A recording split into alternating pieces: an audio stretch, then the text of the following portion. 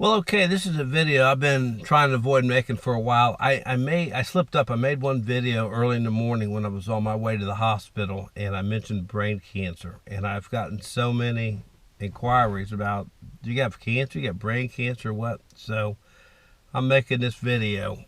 I have terminal brain cancer, and that's the whole reason I started making this silly ass video channel, YouTube channel, kind of leaving a footprint so my friends go back, I remember how dumb he was, and then go back and watch it. So I'm in good spirits. I have a wonderful wife. She's strong as a rock. And when I start going off the tracks, she gets me back on the tracks. And speaking of tracks, I kind of call this whole thing, this experience with this cancer, I call it the cancer train. And here's why. Dana and I were standing on a train platform, and this beautiful Freightliner, luxurious train pulled up. And what that was our life was going good. It was great. I mean, my wife and I didn't want for anything. We were blessed. We both worked hard all our lives. I was retired, she was retired. We're just enjoying life. That train pulled up, the doors open. Why wouldn't you get in it? Life's going good. We got in, the doors shut. And we talked to our neurologist. He was in that train car, and he said, "Mr. Kirk," he says, "you have a brain tumor, and it's cancerous." And the cancer train took off. My wife and I hugged each other. We cried. We didn't know what to think. And the train just kept on rolling. So there's all these cars attached to the engine. We were in the first car. So we decided, let's go into the next car once we got ourselves about us. And we went to the next car, and there was our surgeon, a world-renowned, wonderful surgeon. And he says, we're going to go in there, and he goes, I'm going to open you up.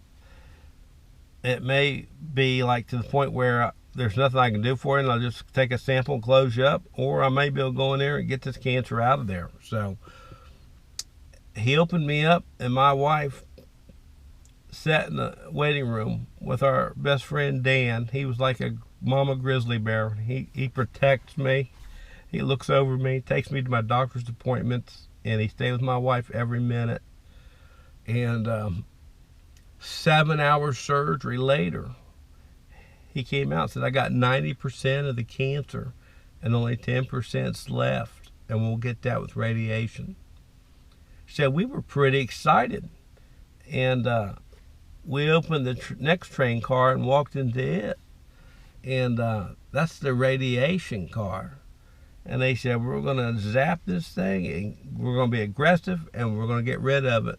Well, I didn't know anything, neither did my wife. We didn't ask enough questions. They fried my brain. They meshed up my face. I've lost my hearing, and the radiation didn't work. And let me tell you, I'm claustrophobic. I can't tell you how horrifying it was. They made a mask that was so tight to my face, and then they bolt you to a table. So you can't get up, you can't move, your head's bolted to a table, and these things roll around you, there's these noises and shit, and they zap you with radiation. I got 35 treatments in 5 treatments. That was a bad train car to be in, let me tell you that. But I'll tell you, let's open this beer. There was something at this point after the radiation.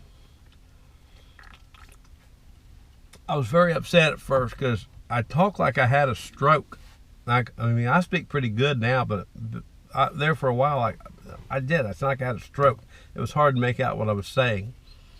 I've lost my taste. That's pretty much gone.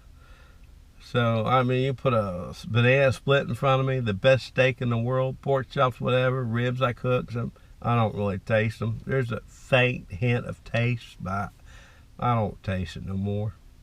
I miss that. So anyway, I'm on that car, and I get home, and it seemed like the longer I was out from the radiation, the more pain I started getting in my brain and my head. let me tell you what, I was debilitated. I cried, I screamed, I couldn't stand the pain. So they eventually put me on steroids, which they didn't want to do because I don't react good to steroids. Steroids saved my life. It took that pain away, because that pain makes you suicidal. Yeah, I don't give a shit what anybody says. I don't want to profound it. I'm religious, but I am a religious man. I believe in God, Jesus Christ, all that. I mean, I'm a firm believer, but I was not ready for this pain. I was like, oh my God, I don't want to live no more, and if that's what life's going to be. And finally put me on steroids, and steroids got me right for a while. And I don't want to run this video too long, so this is Cancer Train #1. Oh, and one thing I want to say before I end this. Well, no, I'll start it with the next video. This video is over. Cancer Train 1.